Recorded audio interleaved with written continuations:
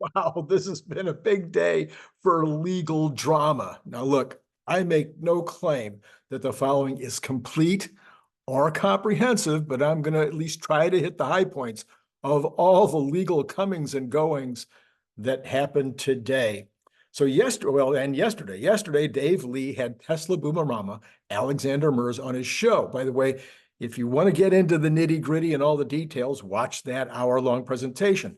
I've tried to take out what I thought was the critical parts and give you a rundown. So she is spearheading an effort to get the vote out for next Thursday. And here are the highlights. She feels that winning the relocation to Texas effort is more important than even getting Elon's pay package reconfirmed. She says that if the pay package is reconfirmed, there's no certainty that either the chancellery judge or the Supreme Court of Delaware on appeal will allow the original pay package to go through or the reinstated one. So just getting this pay package confirmed next week, while it will be a victory, while it will send, possibly good vibes to the stock market, while it will make Elon feel better, it still has to go back and have that chancellery judge make a decision and then potentially an appeal and potentially have the Supreme Court rule on the entire issue. On the other side of the coin, if he loses on the pay package this Thursday, then this would be fodder for the defense in any appeal, and unlikely then for her to make a decision herself to change her mind with regard to the pay package. Again, my personal opinion on this is that you can't have it both ways as the judge. You can't say that this package was unfair and then either not present your own what you believe to be fair result would be. In other words, here is a fair amount or a fair way to reconstruct what you guys did. You either need to put that fair version out there, or you need to say, bring both sides, bring it what you think is fair. Let's figure out if I can come to an agreement as to what is fair. Obviously, I have all kinds of problems with the case. And so we'll see whether I'm right or wrong long term. Anyway, if he loses, so then if the move is approved, if the vote next week allows Tesla to move its incorporation from Delaware down to Texas, we're now dealing with new legal requirements, and hopefully the will of the board and of the shareholders would prevail in a new environment. And wouldn't even be brought, somebody would have to sue in order to even bring it up in the state of Texas. Anyway, she's not sure that Tesla will even appeal the decision in Delaware. Now, I'm saying they'll appeal no matter what. I think they have, anyway, I have already noted all the various points of appeal that I think they can win on, but that would include the opening statement about Elon being rich, which in my opinion prejudiced everything else that she said in the entire decision. More specifically, she also had 11 points, if I remember right, it might have been 12 or 10, but I'm pretty sure it was 11 points of law or points of fact and law combined.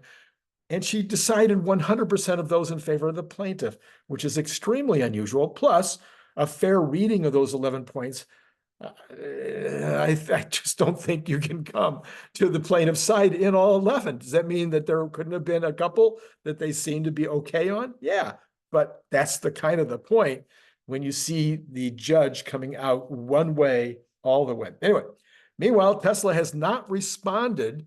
I'm sorry, I'm misreading my own writing here. Meanwhile, Tesla has responded to the request made by plaintiffs' lawyers for $5 billion in fees. So Tesla asserts that the maximum amount should be about $13 million based on the value of the stock options at the time rather than their value presently. There's way more to that suit, but that is the main assertion. I think that's the part that, is key. Elon says, no, they deserve to repay Tesla's legal costs and get nothing. so that's what he posted today. Well, okay. So in addition to what Alexandra Merz has been doing on the Get Out the Vote effort, she's also part of a team of 3 individuals. One of those three members of that team is Amy. Amy has now, on behalf of the three, and behalf of you and me too, but basically on her behalf as a shareholder, she has filed a separate lawsuit where she's challenging the legal fees and claiming that they are excessive. So again, lots of details there. No reason to go into those details right now, but that's just one more effort that's being made to keep the lawyers from getting this unreasonable $5-something billion in legal fees. So this is a judge who said Elon Musk's pay was excessive, who is contemplating possibly paying these guys $5.5 billion.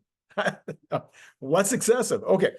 Anyway, so in case that isn't enough, a new lawsuit just in the last few hours has been brought by a shareholder, a Tesla shareholder, asserting that the vote this Thursday is improper on a number of levels.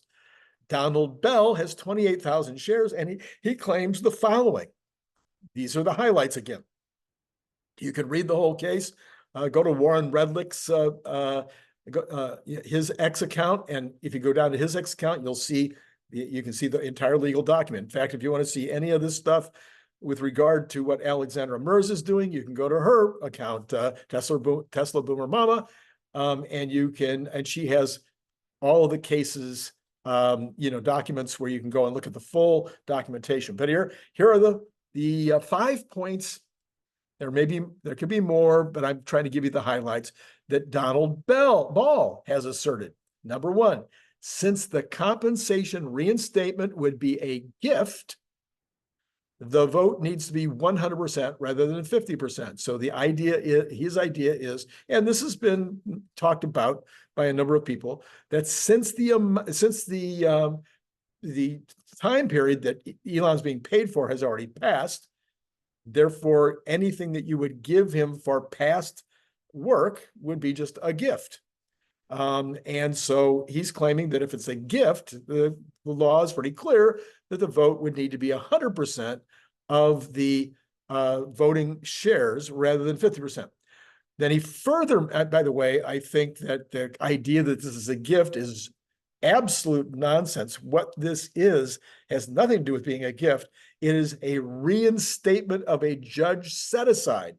So I don't think this flies at all. But again, I haven't looked up tons of law. There's no way in the world I can spend, 15, 20 hours trying to dig into the law on this. But based on my understanding of where all this stuff has been coming down over the time, this is a judge set aside and said it was unfair. Didn't say that there was nothing that would be fair, said that it was unfair and that there were certain problems with regard to the way that the vote was taken, and those needed to be corrected or should have been done differently. So this vote on Thursday is designed to correct the deficiencies as well as to reinstate and make sure that the shareholders are voting along the lines of what the judge in Delaware has suggested needed to be done back then. So this is just a reinstatement. It's not a gift. Number two, he further maintains that there was not, in this case, this 500-page document, there was not full disclosure. And what he's saying the disclosure missed was the tax implications to Tesla of any such award. I don't know anything about this, so I'm going to take a pass on this. I don't know. I didn't read the 500 pages of what was sent out to the shareholders with regard to the disclosures. I have no idea whether anything about tax implications was in there, and I have no idea what those tax implications are. So I'm sorry, I can't help you on that. Number three, he then says that at least the chairman of the board is not truly independent, citing various facts. Now, the chairman of the board is not only a voting member and one of the ones who voted yes to put this forward, but she also was the only member of the committee that made the decision, that brought the compensation package, went out and researched, then brought the compensation package back to the board.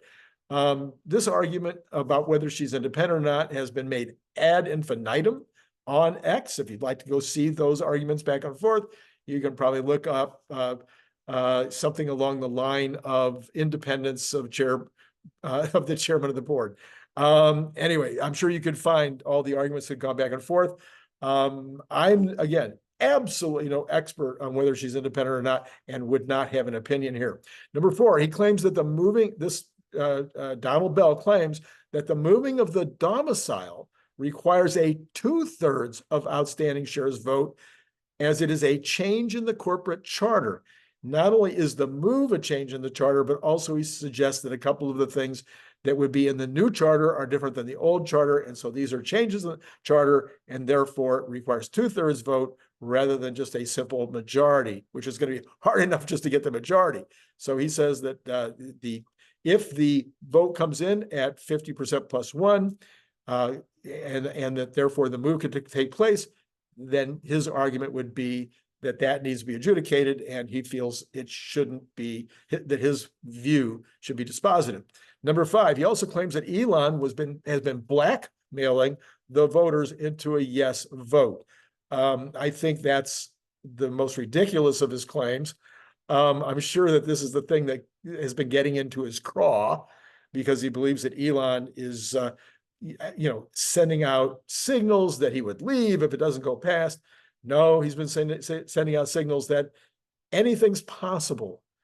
And he's never, ever said, he's never even said anything close to, if you vote this down, I will leave.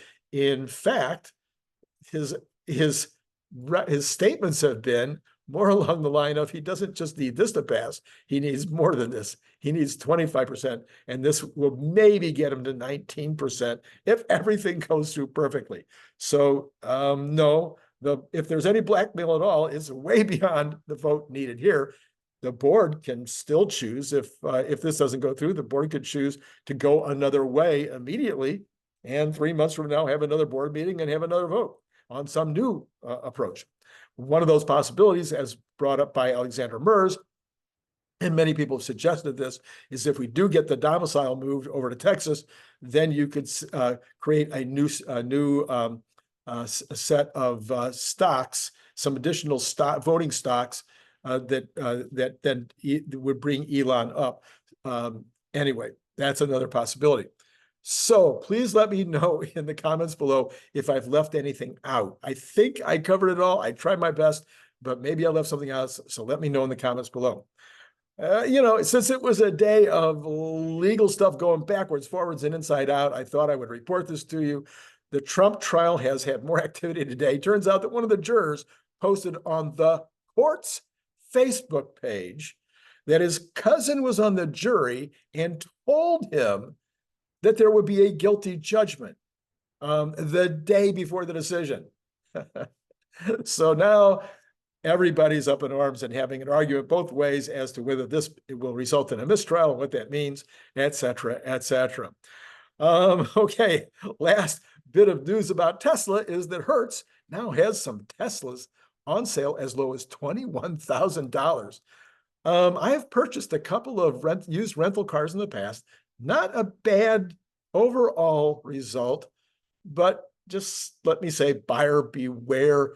The folks who rent your car don't necessarily treat it like their own. And that in particular, since these are cars that operate very differently, as you know, from regular automobiles in terms of pretty much everything about them, there's a lot more opportunity for people to have messed things up. So I don't know, 21,000 is a heck of a good deal, but I probably wouldn't be one of the ones in the market for these. All right. So what about the market? Oh, this is Randy Kirk, by the way. Hit like and subscribe, etc. You know what's happening tomorrow morning. Larry Goldberg's coming on. We're going to talk about whatever it is that Cathie Wood said about these job numbers today, because man, there's a lot going on there. We'll talk a little bit about it right now. And then Patreon, after a good run of one a day for like 5 or 6 days in a row, I've now had 2 days with nobody joining Patreon. Now is your time. Jump down there into the information, the description below. You'll find a link. Go there. Choose to join. Thank you so much. Okay. MarketWatch says, while total consumer credit rose in April, consumers shied away from using credit cards, according to the latest government data released Friday. Total consumer credit rose just $6.4 billion in April, And that was up from a revised negative 1 billion, a $1.1 billion drop in the previous month. So last month's number, if it had been a drop then, that might have impacted a lot of thinking in the meantime. But now that's showing a drop and only a 6.4 billion raise in April. That translates into a gain at a 1.5% annual rate. Recovering from a 0.3 obviously drop in the last month. So 1.5% annual rate, that would be well within the norm, within the regular kinds of credit, people getting more and more credit. In fact, it would suggest either that consumers are getting smarter, which is a big question mark, or that they're just going to pull it back. And this can't, overall, you would not think be good in terms of goods and services purchases going forward. But it's just one more data point, but it's a super interesting one. And it appeared that the market may have sold off a little toward the end of the day. We'll talk about that in a minute, but the market trended off toward the end of the day, might have been partially due to this. I also continue to look at other data regarding the jobs numbers. They aren't nearly as good as they look in the headlines. That's why we want to hear what Cathie has to say about it. The bond market continued to fall, ending up 15 basis points higher on the yields. So the bond market thinks that that was a bullish for the market, a bullish for the economy result. But the market, which had traded up early on, ended up trading sideways to down, trailing off at the end. It seemed like maybe the market was saying, well, yeah, maybe and maybe not.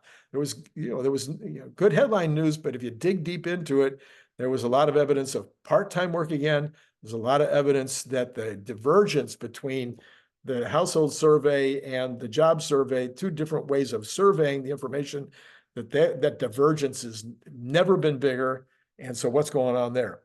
In addition to all of that, gold got clobbered today, down 3.3%, and other precious metals followed suit. Silver was down 6.7%, and even copper was down 5%. Well, reading what people had to say about this, China didn't buy gold in their last reporting period. They think that was what got it started. And then some people think that the unexpected job numbers also were partially to be blamed. But why does that explain silver and copper? Silver and copper are more known as working man's metals. They actually get used in production of this and that. Gold does too, but the silver and copper much more. And so silver and copper falling would indicate people think that the economy is not doing so well. Not that the economy is doing well. And anyway, and why would they? It's super confusing for me. Again, maybe Cathie can straighten me out, or maybe it'll be Larry Goldberg telling me what Cathie actually said, or he and I working together, figuring out what in the world is going on. Well, let's take a look just real quick. We've almost talked about all the details, but let's see where things are now. We have the Dow Jones was down 87 today. The NASDAQ was down 40. S&P was down $5.97. I'm sorry, 5.97. I always do that. And Tesla was down 0.46. That's actually of $1, down 46 cents. The Magnificent Seven was all down, except for Apple, which was quite nicely up as they go into their conference next week, their developers conference. So people are anticipating that deal that they've made or supposedly have made with ChatGPT to hopefully make Siri better than it is now. That would be good. All right, and then we've got the magnificent, all the Cathie Woods also down pretty much all but PayPal. PayPal has had some good news recently, but it wasn't really up that much, just a tiny bit. All right, so let's go ahead and take a look at the final results on bonds. We have got the bonds, again, up 15.3 on the 10-year. We have the 2-year up 16.9, and the 2-month was only up half a basis point. So now you have that 2-month versus the 10-year is back, I'm sorry, is back under 100 basis point difference, whereas the 2-year is over 45 now. Yeah, right around 45 basis points, which is one of the biggest inversions recently. But now the 2-month is dropping down. The 2-year is the one that more people pay attention to, by the way, in case you don't follow this. Okay, oil down 17 cents. Brent unchanged. I'm sorry, that was Texas Intermediate. Brent unchanged. So both of them saying pretty static today. Natural gas, though, up another 4% at $2.937. Looking like it might go back over $3. Again, I mentioned the gold going down $79. And the dollar bounces, it says. So, that was probably not unexpected. And the Bitcoin dropping by 1,300. I'm glad it always only moves in small percentages, only down 1.88% today at 69,361, back under the magic 70,000. And that is all I've got for you right now, except, join Patreon. Yes, join Patreon. That would be a really good idea. Go down below to the description, click on the number, go over there and join Patreon. We need 3 people today to make up for the last 2 days, or 5 people if you want to get ahead. Yeah, it'd be really, really nice of you. I'd love to have you as part of the Patreon group. It's been great talking to you.